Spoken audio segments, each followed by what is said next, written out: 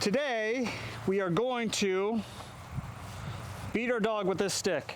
Just kidding. Today, we're going to work on rear end awareness with Larry. And this is just a riding crop. And Larry's very neutral with it. It's here to pet him. Or it's to help teach him where his butt should be in the right direction. So, when I heel with Larry, Fuss. Larry's wild. He's a wild animal today. Fuss, good. Good. I can praise him with this stick. Good boy. Boy. Or I can tap him into position. Larry. Larry. Fuss. So when I move with Larry, he tends to want to keep his butt out a little bit. So I'm just tapping. Now, he likes to try to jump too. See how I stop the jumping in the Fuss? Fuss. Fuss. Fuss. Hey. Fuss. Fuss. Fuss. Good boy. I'm keeping him from jumping to try to get the ball.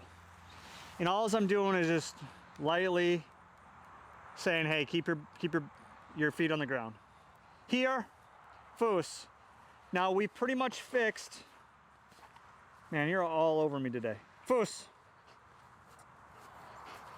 We've pretty much fixed his butt being out in the turn. Good. But I can just tap it.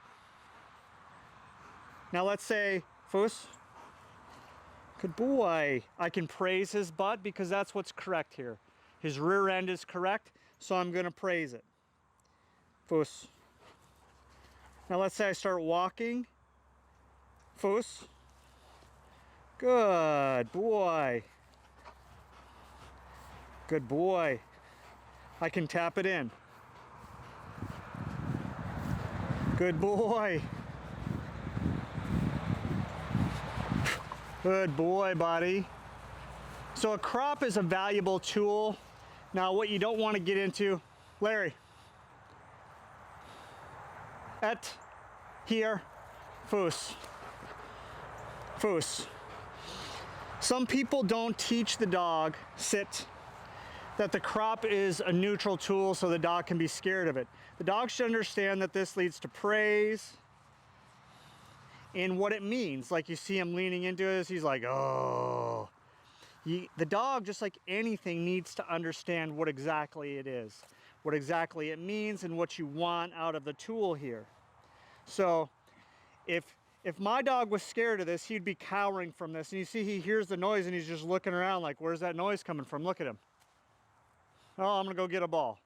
And that's why Larry's such a big goober, and that's why everybody loves him. Here. Fuss. Fuss. Good boy. Good boy. So I'm tapping his butt in here. Good. Good boy. Good boy. Keeping him straight. So a crop is a helpful way to teach, and you can use a lot of things. The reason I like this guy, it's got a little rubber tip on him, and it's very whippy, so the last thing I want to do is startle my dog. Here. Fuss. Good. Fuss. Good boy. Because when you're teaching rear end awareness, you want the dog to understand a whole bunch of things. Fuss. Good. Fuss. Good boy. And he's in, I would say, the intermediate stage of this. Good. Fuss. So I do a lot of forward. Good. A lot of backwards. But you see when I stop, I make him back up at an angle. Fuss. Good. I make him turn his butt. Good boy. Good boy, Larry. So you're teaching the dog to understand that there's two portions of them. There's front and back, and both of them move independently. Otherwise, you run into problems.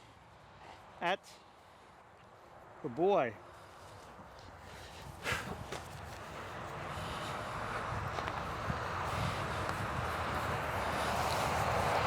Foos. Foos.